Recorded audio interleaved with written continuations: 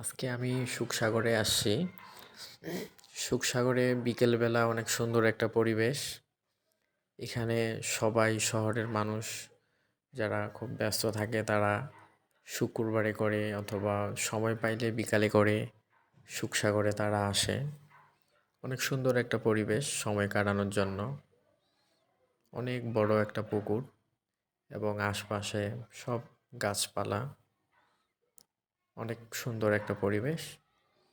এখানে অনেকেই গার্লফ্রেন্ড নিয়ে আসে সময় কাটানোর জন্য।